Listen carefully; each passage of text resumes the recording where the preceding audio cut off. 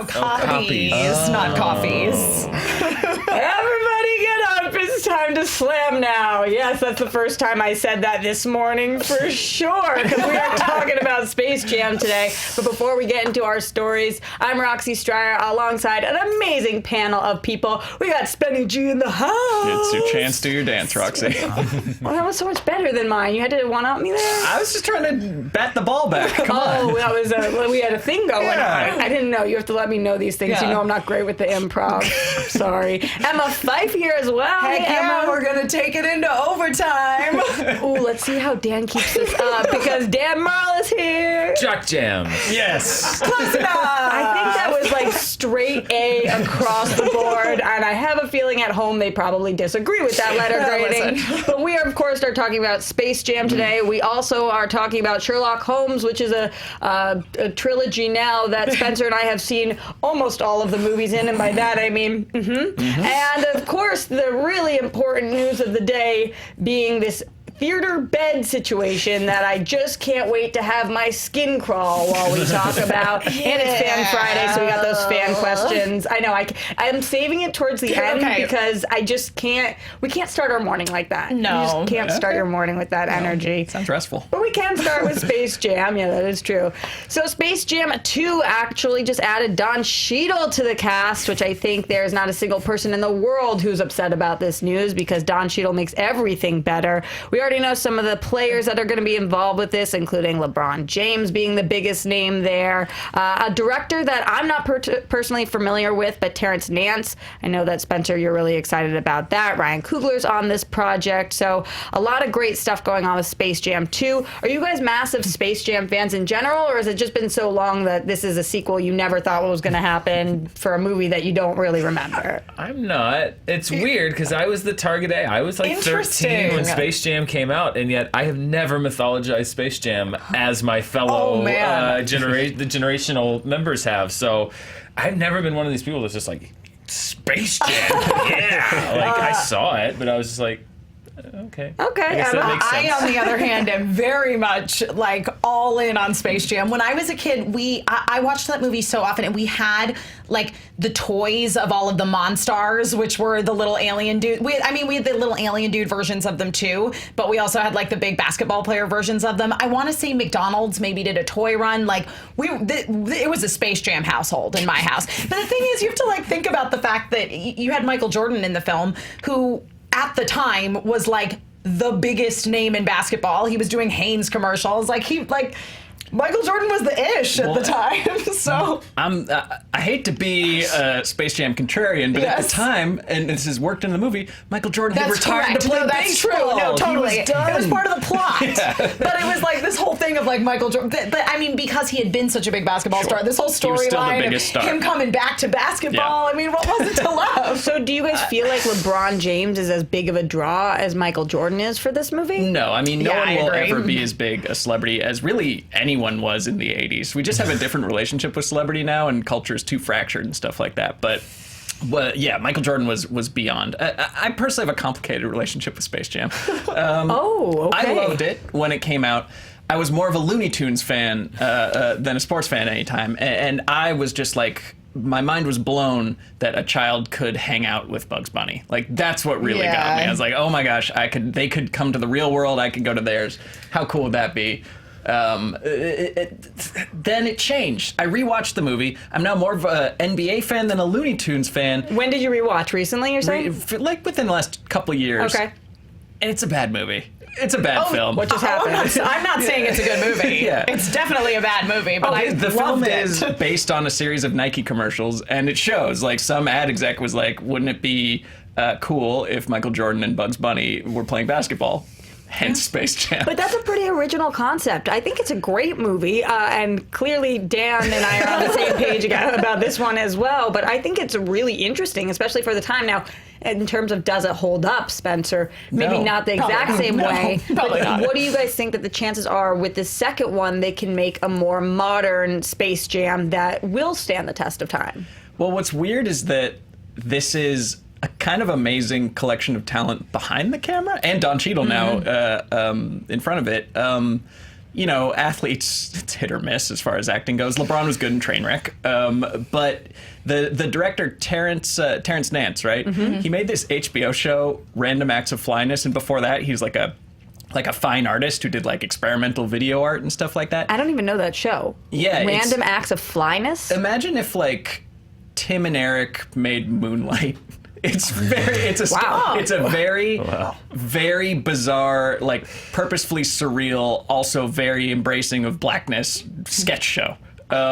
Interesting. So to hand him Space Jam, and with Ryan Coogler producing, it's like they might try to make something way more interesting than you would think. In a good way? In a good way. Like, this is going to be trippy, if nothing else. Do kids still watch Looney Tunes? I don't know. Because it was an older thing when Space Jam, the first one came, like Looney Tunes was like a legacy thing. Like people knew Bugs Bunny and they ran it on Nickelodeon. But it was also kind of at the height of Tiny Toons, which was newer on like WB Kids.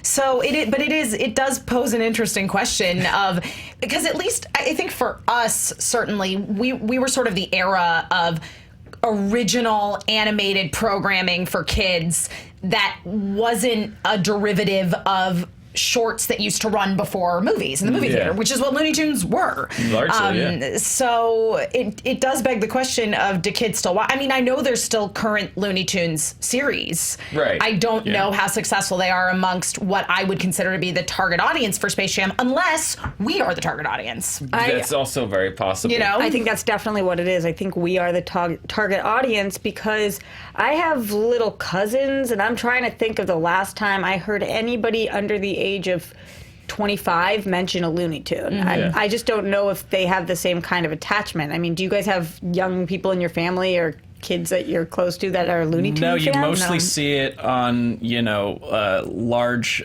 denim suits at Goodwill. Like that's you see the characters there. You see them tattooed on the lower backs of people on the back of cruiser Harleys. That's the Looney Tunes demographic now. So they or like out of order rides at Magic Mountain. That's where you can really see Looney Tunes fans. What are you guys hoping to see in Don Cheadle for this movie? What are you hoping that he's doing? Don Cheadling it up. Every time I hear Don Cheadle, I just think of that Don Cheadle is a bad Captain Planet sketch. And so to me, like, that's just peak Don Cheadle. Just give me that. Here we go. Space Jam. I mean, if we can't get the one thing that does still sings about the original Space Jam is Bill Murray just wandering into the film and being like, I just showed up here at the end. Like, is there a chance you think we get a Bill Murray cameo? If we don't get a Bill Murray, then I hope Don Cheadle is playing himself in the Bill Murray role as like a guy who's friends with LeBron who gets sucked into the Looney Tune Amazing. town. And now I'm actually thinking about it, though. What is this movie? So let me break it down for you, Roxy.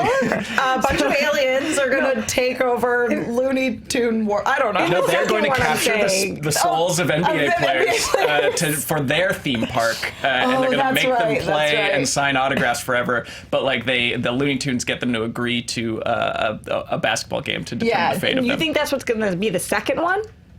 You think there's so many possibilities? What is this movie? How are we? I mean, we have to have cartoons and human beings playing basketball together. Yes, that's the only requirement. That's the minimum requirement. How we get there is to be determined. And if we are in the same universe as Space Jam 1, and this is a world in which it is not a reboot but more of a sequel, I think we have to have some of our old people show up, kind of pass the torch. Yeah, but there's really just the only human characters were Newman or something Knight. What's the actor's name? Wayne Knight. Yeah. There's Wayne Knight, Michael Jordan, and Bill Murray. Right. Those are the only human beings. And Michael Jordan's children, fake wife and kids. Yeah, well, the basketball players were in it too. It was like Muggsy Bogues and Larry Bird, Sean Bradley, Charles Barkley. There's a lot of them that we could get back. Call Sean Bradley. He's just busy bumping into door frames. Are you guys thinking Don Cheadle's a coach, a confidant, a player coach, a villain, owner? He has to play himself. Yeah. I mean, you really think so? I hope so. Yeah. So is he a super fan who's sitting in the first? He's doing the Jack Nicholson on the floor. He's a super fan. But the twist is he's a Looney Tunes super fan. So he's just like sitting front row at some old drive-in theater. He could be doing a voice because he recently did, I think, not Daffy Duck, Donald Duck in the new DuckTales was voiced by Don Cheadle. Oh, wow, wild. Yeah, so I don't know if there's What? any sort of contract negotiation that has to happen with him and Disney. I'm sure there must. Yes. I don't think you can voice Give 'em 2 permission. animated ducks. That's not going to fly. Wait, Don Cheadle did the voice of Donald Duck? I believe so. Can we get a fact check Yeah, on can that, we fact Ryan? check that? I will say to you guys, going into this, I could not have been more excited, and I do feel as if you guys diminished that excitement, and now I don't. Diminished it. Why? Because- Made it smaller? yeah, we did. Because now He is Donald Duck. Donald Yeah. Duck. That's crazy. Wow. Because now I'm feeling like this. I thought that the chances of this movie being amazing were 100%. Okay. And now they're 200%. do you think this movie's going to be good? I think it's going to be interesting. I think it's going to That be... did not answer my question, Spenny. I think it's going to be fun. Yeah. Is it going to be good? Who knows? I'll say more than interesting. It'll be fascinating. This is going to be a fascinating movie. Do you care if it's good? Well, I don't know. I have low expectations quality-wise after watching the first Space Jam, but I have high expectations just for the collection of WTF stew they're cooking on this one. Dan, is this going to be a good movie? Any movie has the potential to be good. Dan responds. Yeah. And It's true. Any movie could potentially be good. If it's not, are you going to have any feelings about that? Or are you No. going to be, no, you I won't have care. no stakes in this whatsoever. It literally would make no difference if this movie was never made to me, if it never came out, if it flopped, if it was a huge success. My life will continue along its path exactly the same I way. hope no that's matter true in what. most movies, though. Dan. No, there are some that hurt me permanently. Okay. Do you think that there are people out there right now that are like, ride or die, if this movie is not good, they're going to be distraught? Or is That's how the internet works nowadays. Yeah, right. Yeah. So, yes. There has to be. I don't think I Okay. personally know anybody, but I'm sure those people exist. You don't want to run afoul of the Toon Squad in Year of Our Lord 2019, Roxy. They'll take you There are out. a lot of Six Flags customers that will be Yes. very Yes. upset if this movie, this annual pass holders to Magic Mountain, that are Lola gonna be Bunny very- cosplayers. Yeah, you know. Also, what does it's time to slam now mean? The basketball? It's time to slam dunk a Time to basketball. slam now. Yeah. Huh. Got a real. I hope with this got a results in real a Quad jam. City DJs reunion or remix or something. Are we using the OG soundtrack, or are we? We have to nix That- some stuff from Yeah, it. there's a couple. There's a couple, song or two that you definitely yeah, gotta get rid of. that. Yeah. Okay. Yeah. Kind of a big one that you really can't bring Really back. can't. I think feel that. With Okay. Coogler involved, I hope much like Creed, like he weaves it in and like he's teasing you the whole movie, like you think it's gonna drop, but not till the very end does the whistle blow, and you got a real jam going He's now. got to be a super fan, right? Because why else would Yes. he? I mean, he's got to love this. Yeah, he's in the demographic. I mean, he's All like right. our age and was around at that point. Yeah, he's like yeah. the sweet spot. I think he's a little younger than me, kind of like you, Emma. Yeah. So like, I think kids Yeah, younger I think than Ryan even Coogler I and I was are basically the same age. Yeah, So, yeah. so that's probably just like the bullseye. I may Yep. have been a little too much on the upper end of the age line on that one. I think that is all the Space Jam talk that we will do for Let's today. just keep going. Yeah, here on SJ News. Are you ready for this, Ryan? Because I'm giving you the heads up that we're on Fandom Entertainment, and we want you to like and subscribe and smash that bell. Like your weekend depends on it. I'm liking these little notes that you put for me. Like your weekend depends on it. I hope my weekend doesn't depend on a bell. Okay, but we also have some great stuff going on Fandom.com, and I'm going to tell you about it based off of this very legible thing I have in front of me that says one of the articles is how the Upside Down became TV's scariest alternate dimension. That's by Scott Davis, so go check that out. It is pretty freaky, I have to say, especially this season. I was very into the Upside Down and all the monsters. No spoilers yet. And there's another one by our very own Eric Goldman, Spider-Man Far From Home director, talks spoilers and a big character reveal. You're definitely going to want to see these. Also, we just want to let you guys know that we're going to be at Comic-Con, and really cool. I'm so excited because Hal and I are actually going to be hosting the panel together, which is great. It's going to be on Friday, which is the 19th at 8:30 to 10 p.m. in Late night. We're shutting it down. Yeah, 1 week from today. in room 6A. Dan, what's going on at Comic-Con? What are we going to be seeing? If you haven't been to one of our panels, it is the full experience. We will be seeing the premiere of an honest trailer that nobody will ever have seen before. Can you say which one, or they don't know yet? It's a surprise. We like to keep it a bit of a surprise. So I think it'll be a movie that people enjoy. We usually show a recent one, so we may show like Game of Thrones or whatever's coming out next week. A lot of times with the honest trailer, we'll leave it long so that people can like weigh in, and we'll take notes and adjust. So that's fun. Ooh, they get to pick what makes the cut. Kind of get to be part of making an honest trailer, which is a good time. Previews of a lot of our fun stuff. We have new footage from upcoming episodes of some of the shows that we recently premiered that we're super excited that we hope to debut. The centerpiece, of course, being a live movie fight, which we do every year. I can't. Again, we like to keep. We'll be announcing that slowly. It's we like to build the hype a little bit because I definitely know everyone who's doing it. See, it's not that I know He can do it off the top of his head right I can rattle the names off like that, but I'm not gonna. Oh, because it's a surprise. Yes. It's a surprise. And not to Dan. Dan knows exactly who it is. Always assemble a really fun group of movie fights folks that can come and do it. So we'll be doing that, and then the audience judges the movie fight. They get to vote on each round, so you pick the winner of the movie fight. I was talking with Joe yesterday. We've got potentially a couple other surprises that we're thinking of. So it's if you like what we do, you literally get a little bit of everything, and it's super fun. I love how surprise has a whole new meaning. A couple other surprises, discussions, figuring it out. To be revealed Totally on top of it. Yep. All right, let's talk about this second story. Again, something Spencer and I have in common here. Sherlock Holmes 3 has added Rocket Man director Dexter Fletcher. He also is the one who finished out Bohemian Rhapsody, and he's going to be leading this movie with Robert Downey Jr. set to return. Emma, talk to me about your level of excitement because you're somebody who's actually into this franchise. I wouldn't say I'm into it so much as I have seen it. Which makes you the most qualified person in this area to discuss. Yeah, I mean, I thought the first one was pretty good. It was enjoyable. It was interesting because I think the way it was marketed was a lot more of an like action hero kind of thing. And as somebody that has actually read The Adventures of Sherlock Holmes, I found it to be actually fairly on brand, tonally speaking. Yeah, I mean, but here's my thing is I'm like, we have so much Sherlock Holmes. We don't really need any more, in my opinion. Dan, how do you feel about this? I'm newer. I didn't see him until the last year or two. Okay. Either one of them. Yeah. And so maybe it was kind of colored by a decade or so of people being like, ugh. Yeah. Whenever I heard people talk about it, they're like, oh yeah, the Guy Ritchie Sherlock Holmes movie. They're fine. I thought they were fine. Yeah. I like the first one maybe a little bit better than the second, but I liked Jared Harris was a great villain in the second one.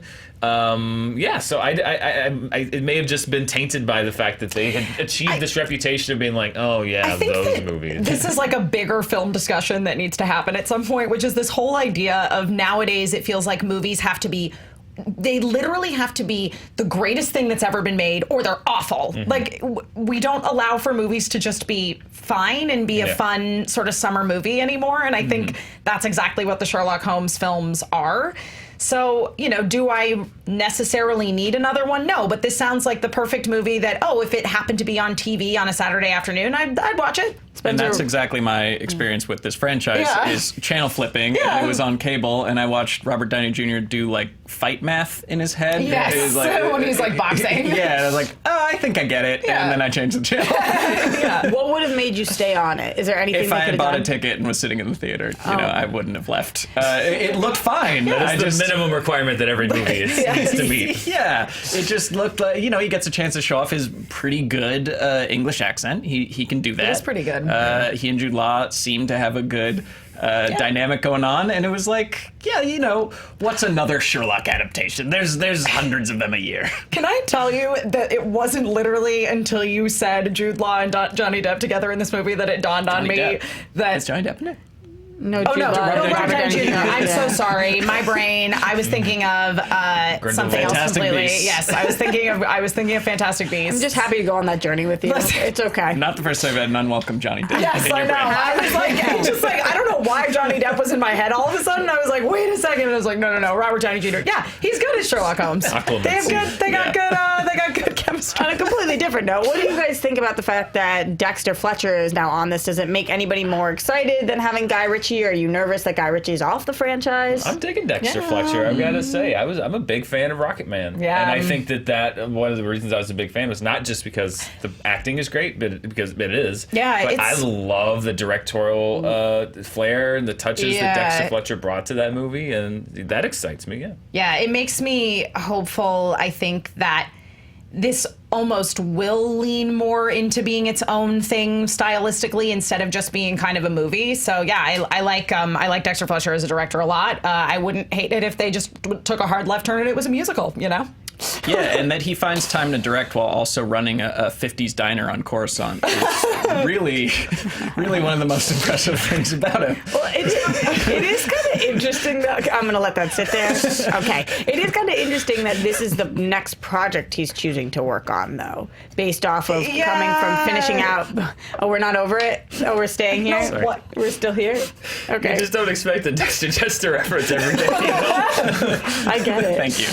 I think that I would be more excited to hear like 500 different other projects before Sherlock Holmes that Dexter Fletcher was signing on to work on. Now I'm just thinking like, his name. oh, let me think about that. What should I direct next? Get it all out. Nope, we're not. I don't think we're done with it. I'm just gonna. That Bryan Singer one is bad news. Oh God, and we went there. Interesting. But I think that To clean up his mess again. I think that now I think this is a perfect project for him. As long as he incorporates that scene somewhere, how's he going to do that? That's the mystery we've got to solve. I feel in no way, shape, or form, though, is swapping out Dexter Fletcher for Guy Ritchie downgrade. I think that this will be a nice new take, even though I'm not a viewer of the first two, although I have skimmed them on television as well. Do you think that there are people out there right now who are really upset to hear Guy Ritchie isn't coming back for the third one? Are there some diehard Guy Ritchie stands out there? I think so. Yeah, definitely. There are some Guy Hard Guy Ritchie stands. And you must be one of them. Clearly. Did I say Guy Hard Guy Ritchie stands? There's some real Guy Hards out there. There's something about this story that makes us not want to get through it. We just don't want to talk about it. So yes, I think the Guy Hards will be very they'll be very sad. All right, let's move on to something a little more silly than what we were just talking about, if that's even possible. We've got this double bed theater going on. This is via Simple Most, and it also makes me want to puke before I even start talking about it. So just get ready if you're kind of a germ freak like I am. There's a theater chain that is offering double beds in their movie theaters. The price is $49. Is that a Top Sheet? Yes, it is $49 a ticket. Sheets are changed out between every screening. Are they though? That's what they say. They didn't say wash, just change. It comes with unlimited drinks and snacks. You're also allowed to show up 30 minutes early to maximize your snackage, which, that includes M&Ms, popcorn, nachos, all the good stuff. So if you are not picturing this and are not looking at the screen right now, these are beds. They're two twin beds next. It's like a Craftmatic adjustable bed situation going on. I believe I read that it's like 11 of them per theater, so that's maybe 22. 11 pods. Yeah, per 11. theater? So Okay. that's 22 people per theater. First logistical question. Could you be in a pod with somebody you don't know? Are you better than a stranger Because if you're here's the going by thing. yourself? Yeah. That's a great I question. love going to the movies by myself. Me too. So this is going to be a hard pass. Do you have to buy both seats to ensure that you are not lying next to a But they're stranger? both twin beds, so you're gonna have to be on the crack, and no one wants to be on the crack. Who has to be on the crack? Well, if you buy out both beds, I guess you could if just you wanted to put yourself in the middle. Yeah, exactly. No, I would just keep myself. I just would put all your food on one bed. Under no circumstances am I going to the movies and laying next to a stranger. No. Like under literally strangers for no long. circumstances. because of all of the reasons. Like, is this a lawsuit waiting to happen, Dan? The minimum physical requirement asked of a human being to go to the movies is to sit upright. Yes. This is the most Wall-E sounding thing I've ever heard. Yeah. It's like, come stuff your face as much as you want. You don't even have to engage your muscles to sit erect. It's like, what? No.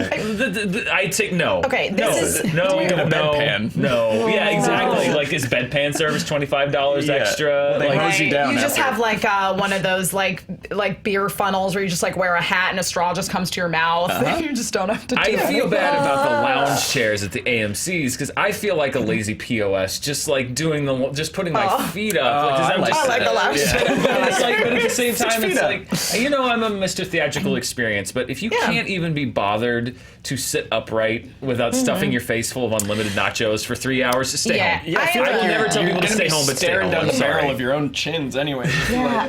Or like push back. It's Where kind of a bad this theater's where? Switzerland? Sweden, I think. Sweden? Okay, Sweden. I have a question. Do they not have bed bugs in that country? Because that is all I can think of when I see beds that you are going to Sure. basically share with strange, dirty bodies. I mean, but beds or not, it doesn't stop bed. Like, I New York is know. the one that had the big bed bugs I problem, know, and they're but in still. normal theater chairs. I just wonder, the people that created this, like, were they like, we're onto something. This is it. I mean, you gotta do something to get people in theaters. Everyone's gonna love it. I mean, I do think that there will be a certain amount of essentially tourism in regards to this theater of people that want to go just because it's so weird.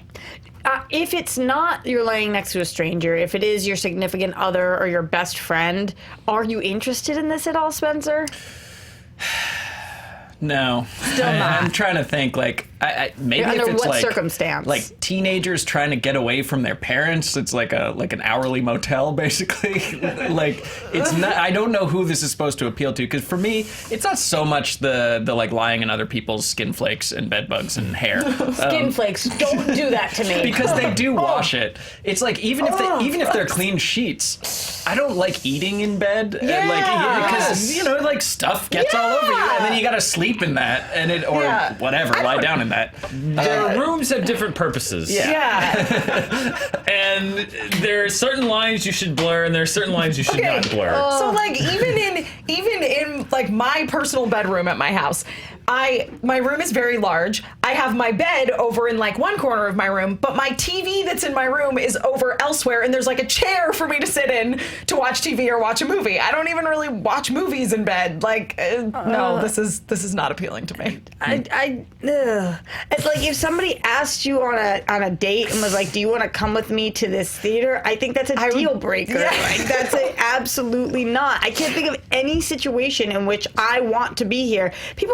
I'm sorry to say, people are having sex in these beds, right? Oh, 100%. There is a minimum of handy happening. Yes. Especially When I saw the top Sure. sheet, it was like if you're all out in the Oh, open, then boy. it's like some exhibitionist thing. But if you're all under the covers, then you're all cranking something. There's hands and everything else happening. You're in a theater and you notice that two other people are having sex near you. You do what?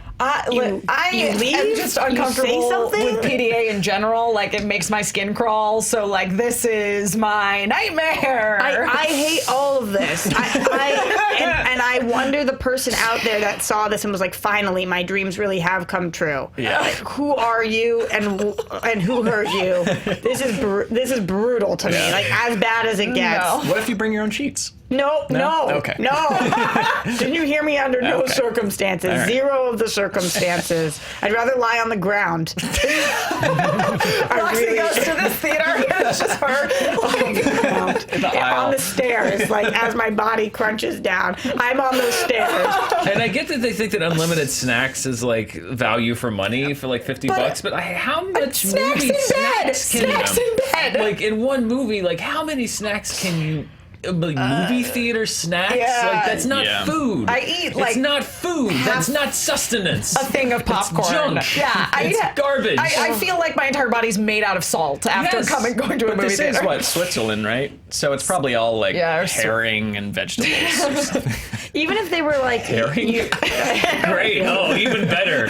Laying in bed next to a stranger eating fish. Oh. I am not kidding. I literally cannot talk about this anymore. I cannot. We have to move to Fan Friday. I feel very sick. If we're not playing it, I'll do a live show for you guys. Spencer, you do the little thing. Fan Friday, go. Fan Friday. Yeah, that's you. No, you do Oh, this. Yeah, there we go. All right, that's pretty much the basis of what the that segment is. There's the graphics. All right, let's get to these questions because they've got to be better than disgusting beds, which is a very low standard to live by. This is coming from Charles Taylor. Charles Taylor says, do you have any favorite Hollywood screenwriters and or, in your opinion, what are some of the greatest written films of all time? Dan, starting with you, because I noticed you got some notes jotted down there. I do. Well, greatest written films of all time. 3 of them in my mind are Casablanca, Network, and Eternal Sunshine of the Spotless Mind. Those are 3 screenplays that I would look at and say for each one of like the screenplay for each of those movies is perfect. Like I would not change one thing about it. I would not change one scene. I would not change anything. No. I just there was something spinning in my head of an answer that I have, but please continue talking, Dan, and then I will contribute to the conversation. And then Team break. screenwriters. There are many, but the ones that jumped to my mind were Billy Wilder. Oh, yeah. But also I.A.L. Diamond, who co-wrote a lot of Billy Wilder's movies with him, but doesn't necessarily always get mentioned get the credit. So Billy Wilder and or I.A.L. Diamond, depending on which film. I think just some of the best screenplays of all time. I do love Billy Wilder. Yeah. No, it was funny as you were saying that and talking about like just perfect screenplays. An example that I've talked about a lot and that comes up amongst people I think pretty frequently is the first Back to the Future is like a perfect example of how to like take a joke and then repeat it and then do a third beat. Like it's just formula wise, it's like a really textbook kind of screenplay. So that's one of my answers. One of my favorite screenwriters is William Goldman, who wrote Princess Bride and Butch Cassidy and the Sundance Kid, and one of my favorite films of all time, which is the original Stepford Wives, which of course is an adaptation of a novel. And he also wrote the novel of Princess Bride as well. But yeah, he's just, I think that he's just very clever and kind of darkly funny. But yeah, that's, yeah. Spencer, what about you? Best written films of all time, probably Chinatown. Just the complexity that they managed to pull off that works on so many levels. It's like a fractal, like that. Much like the movie, the deeper you go, the more interesting and dark it gets in that screenplay. I also love Groundhog Day. I really love Groundhog Day. I think that's as close to a perfect movie as you'll find, as far as like theme, plot, character, everything just working together perfectly. Screenwriters. I don't know. The ones I was thinking of are like also directors, which I think in film it's like sometimes you have to be to get your vision across. So it's guys like the Coen brothers or Paul Thomas Anderson. Adam McKay is one of my favorites. So I guess up and coming one is Alex Garland, who I think is really, really talented, who made Ex Machina and Sunshine, and like is just original genre stuff that's just awesome. I think it's also not only that you have to be able to do both to make your projects, but it's also if you know what you're looking for direction-wise, when you're writing, it's a stronger script because you know what it could look like. So it actually makes you better at your job. I think those are all great, and honestly, kind of like similar things that you guys seemingly are looking for, which is tight, original, things that you can't learn fully in a textbook, but still go by that. Another question from somebody whose name I'm going to have to struggle with, Mia B. Broderick. Mia B. How would you guys say that? Miabe. Broderick, sorry, I butcher names for a living, I guess. Recently watched Good Omens and could not get enough of Michael Sheen and David Tennant's relationship. I love this question. So what are some of your favorite non-romantic relationships in TV or movies? Also really appreciate that they threw in TV, because you know that's right. Spencer, starting with you this time. How are you feeling about this? Well, there's obviously Michael Jordan and Bugs Bunny. I would say that's at number one for all of us, so that's just a given for the rest of the conversation. I was going to say like anything with Will Ferrell and John C. Reilly in it, most notably Step Brothers, but then they did that Sherlock movie. And it's like, I guess you can't depend on them as a duo. So it would be Step Brothers, and then there's the classics. There's Doc and Marty. Sure, that's a great duo, and Han Rick Solo. and Morty. Rick and Morty, for Same example. thing. Yeah, I think that's. Let me think about it more. Han Solo and Chewbacca, your kind of your standards. Yeah. Emma, which ones are your favorites? Well, one of my favorites is Anne and Leslie in Parks and Recreation. I think that's such a wonderful portrayal of a friendship between two ladies who are supportive of one another, and they're not catty to each other or in competition with each other. And sometimes they do push each other, but it's because they really just want the best out of each other and truly believe in one another.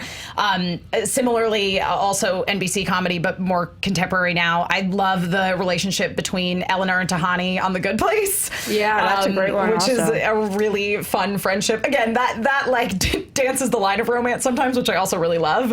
And then spoilers for Stranger Things if you haven't watched all of season 3. So don't listen to this. Don't listen to this if you watched. haven't finished season 3 of Stranger Things. I'll leave. But You haven't seen it? It's fine. just cover your ears. It's going to take me like 3 months to finish it. It's a big spoiler. It is a big spoiler. Well, what are you going to do? It's part of the hazards of the job. Yeah. It's fine. Go for it. Steve and Robin on Stranger Things. Yeah, agreed. I mean, they. No! Yeah, sorry, they don't end up in love because she doesn't like boys. But I don't know. But especially that It's the last scene of the season too.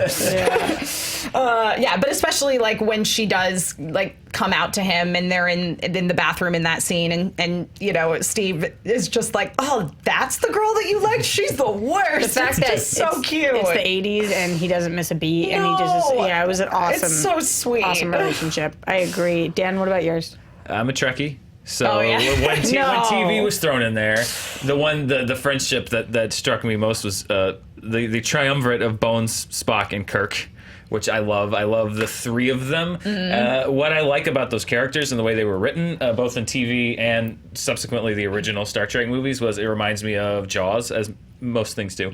But it reminds Do me you of... like Jaws? I do. I love Jaws. It reminds me of how they wrote Quint and Brody and Hooper, which is that you have three people who are extremely flawed individually. They have very deep individual flaws, but together they make the perfect solution to every problem. What I like about Quint, Brody, and Hooper and Jaws is that like they individually, none of them could do it. Like Quint's too obsessed, Brody's too scared, Hooper's too kind of like intelligent and neurotic and overthinks everything and selfish, but together they fix the problem. Yeah. And that's what they did like every single week, or not every single week, but a lot of weeks on Star Trek, which is that you have these three guys who all bring something different to the table, and then together, and they get on each other's nerves, which is great, which is always fun. Yeah. I really think that makes for a great balance of personality. The performances were great. Leonard Nimoy, DeForest Kelley, William Shatner. I love when you put together three characters that can just bounce off of each other in ways and develop very fleshed out and fully formed relationships. Like that's rare. Like you have characters that are popular, but it's rare to actually get down deep into it and dig like why do these characters work with each other, and I thought that those three really do, and they're funny, and I don't know, that's always been a very core part of Star Trek and why I like it. You ready for this, Dan? Yeah. I agree.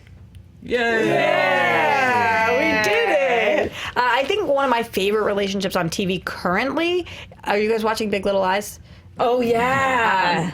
Okay. Well, so the one that I'm loving is Nicole Kidman and Shailene Woodley because for anybody who is watching, it is very challenging that they are as close as they are, given their past experiences. I don't want to ruin it for anybody who is going to be watching, and the fact that they're able to remain good friends with each other for because like what is right has been really beautiful to watch. And then also, you guys know I love Joey and Chandler. Shock, surprise, surprise. Roxy likes Friends. I know. All right, moving on to the next question, and the final question for Fan Friday. This is coming from Andres Erickson. After watching Stranger Things Season 3, I am certain Millie Bobby Brown will be gracing big and small screens for quite some time. I think we could all agree with that. Agree. What other actors/actresses below 30 do you think could become some of the greats, a la Meryl Streep, Tom Hanks, etc.? Interesting two choices, by the way. Yeah. The Post. Very interesting. What are you guys thinking on this, Emma? Who do you feel like I'm could... still on that Stranger Things train because obviously it came out very recently, and there was an article going around yesterday about how Hasbro has officially put the kibosh on doing a sequel to the most recent Power Rangers film, which Dacre Montgomery, who's in Stranger Things, he plays Billy, is in, and I was so impressed with him this season on Stranger Things, and then went back and watched Power Rangers with my roommate because she wanted to watch it because she likes him. It's not bad. It's really not. And he and Naomi Scott are fantastic in it. Naomi Scott, who plays Jasmine in Aladdin, I just was like, wow, these kids are actually like really good actors. Yeah. So that's certainly one that comes to mind for me. She's more on the is 30. I think she's 31 range enough. of things. We'll but give it to her. I really love Zoe Kravitz. I think, the Fantastic Beasts was just like came into my head. Like she, for me, was far and away the most interesting thing of Crimes of Grindelwald. And I loved her in Mad Max Fury Road. So yeah, that's another one that's kind of on my radar, I think. Spencer, what about you? Well, we're talking like the greats. And like you said, interesting choice. I think there's a big difference between a Meryl Streep and a Tom Hanks. Like, we all love Tom Hanks. Yeah. He's like America's like goofy dad. So like, I think Tom Holland has the potential to be a become Tom Hanks. the world's like a charming kind of leading man in crowd-pleasing popcorn movies for decades and decades. I can't think of anybody under 30. Like, I'm a huge Dano. Just say it fast and nobody will huge know. fan of his. And then I Googled him. He's 35. He has the face of a young boy, but a wise one. And yet he does not qualify for this answer. So let me Google some young actors while you guys talk. Yeah, you go do that while I go to Dan. Dan, what do you Naomi thought? Scott was on my Yeah, list. I think she's that she's got great. great potential. Two that are kind of a little further along, I think, are Nicholas Hoult, who's just barely under 30, but I think Man, is he's really good, building a though. great resume for himself. Yeah. Saoirse Ronan, I think, could be one of those that goes in the yeah. Meryl Streep category Totally. as like just a generationally talented Oscar mainstay Yes. actor. And then Florence Pugh has really the last couple years been building a great early resume. I think that she's got potential. More along the lines of a Tom Hanks thing, I could see Daisy Ridley like being a very popular actor. Like, not that there's anything wrong with popularity, but like Meryl Streep is more in the like revered Oscar like prestige category, Yeah. and I think Daisy Ridley could straddle both worlds. Kristen Stewart, 29. Kristen Stewart Yeah. is 29. She's talented. Letitia Wright, I think. Oh, yeah, Letitia Wright's really has, talented. An opportunity. I mean, she came onto the scene so strongly last year, and I think that. How old is she?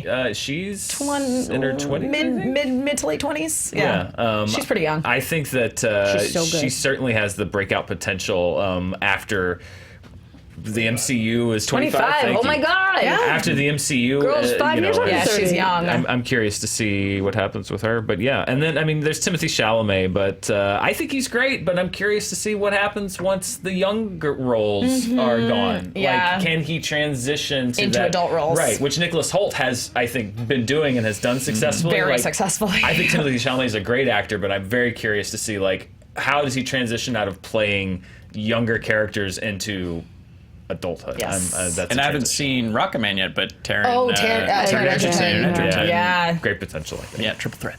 I think a couple of them, Chloe Grace Moretz, I always think is just so good.